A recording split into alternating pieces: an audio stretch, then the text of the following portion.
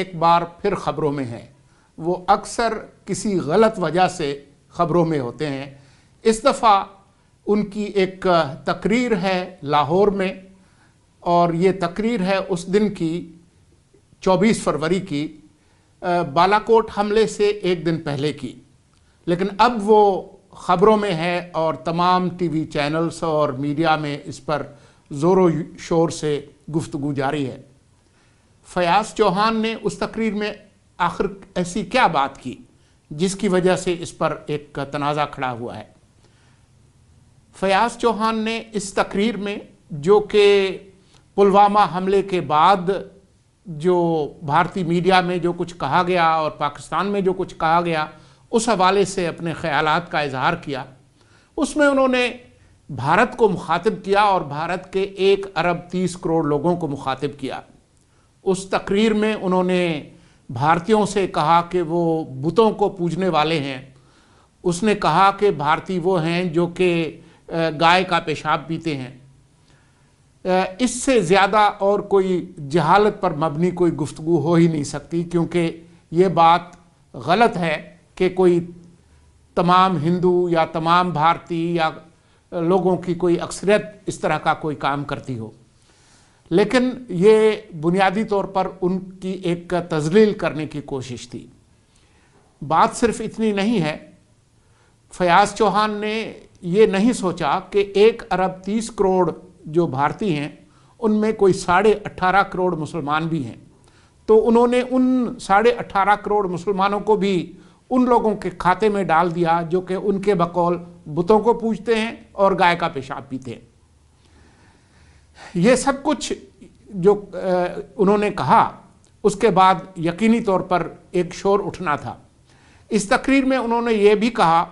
کہ پلوامہ کا صرف بات نہیں کی، بلکہ انہوں نے اڑی اور پٹھان کوٹ کا ذکر بھی کیا، اور اس میں ایک طرح سے ان لوگوں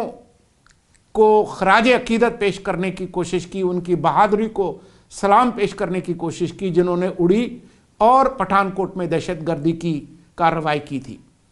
اب پاکستانی ریاست کا جو موقف ہے وہ تو اڑی اور پٹھان کوٹ کے جو واقعات ہیں، نہ صرف سرکاری طور پر پاکستان نے اس کی مذمت کی، بلکہ کہا کہ پاکستان اس کے لیے تفتیش کے لیے تیار ہے۔ تو اب سوال یہ ہے کہ عمران خان صاحب کے یہ جو وزیر ہیں، پاکستان کے سب سے بڑے صوبے، 12 کروڑ آبادی کے صوبے کے وزیر اطلاعات اور ثقافت، ان کو اس مرتبے پر لگانا جو کہ اکثر اس حکومت کے لیے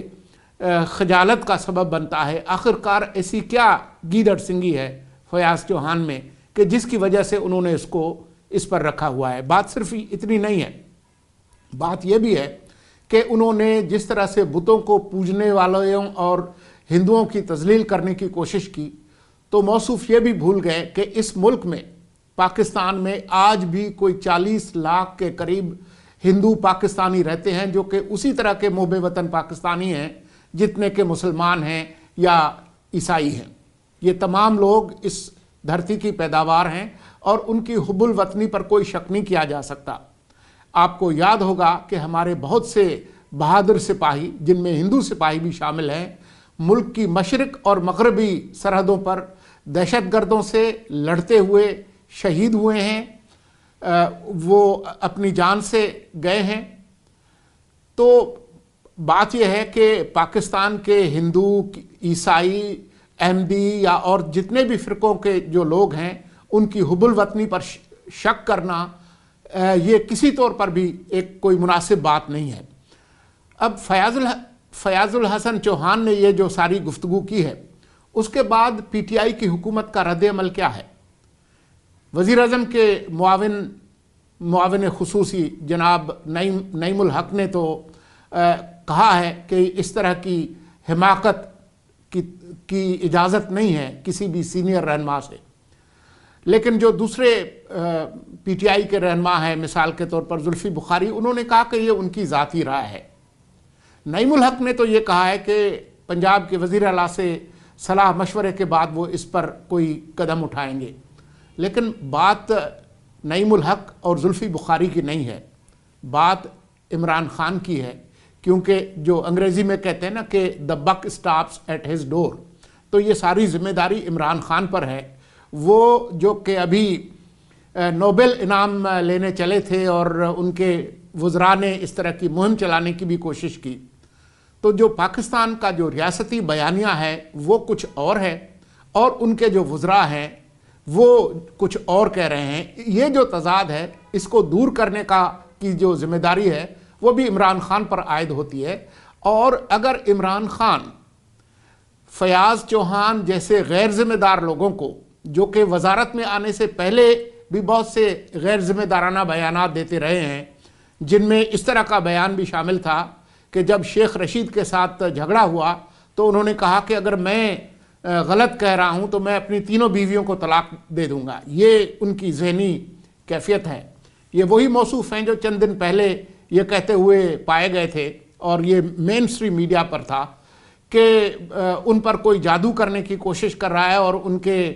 دفتر سے کچھ ہڈیاں ملی ہیں۔ تو اس کیلیبر کو رکھنے کی جو ذمہ داری ہے وہ عمران خان کی ہے۔ یہ نہیں کہا جا سکتا کہ بادشاہ سلامت خود بہت اچھے ہیں اور ان کے وزراء جو ہے وہ بیوقوف ہیں۔ اگر بادشاہ سلامت نے بیوقوف وزراء کو رکھا ہے تو اس سے بادشاہ سلامت کی اپنی عقل اور دانش وہ بھی ظاہر ہوتی ہے۔ تو بات یہ ہے کہ اس وقت یہ مطالبہ ہو رہا ہے کہ عمران خان جس ریاستی بیانیے کی بات کرتے ہیں، اگر وہ اس کے ساتھ سچے ہیں تو پاکستان کے سب سے بڑے صوبے کے وزیر اطلاعات و ثقافت کو ہٹانا یہ ان کی ذمہ داری ہے۔ اگر وہ ایسا نہیں کریں گے تو اس کا مطلب یہ ہوگا کہ وہ اس طرح کے رویے کی حمایت کرتے ہیں اور اصل میں اس کے پشت پر ہیں۔ یہ فیصلہ عمران خان نے خود ہی کرنا ہوگا۔ آج کے لیے اتنا ہی۔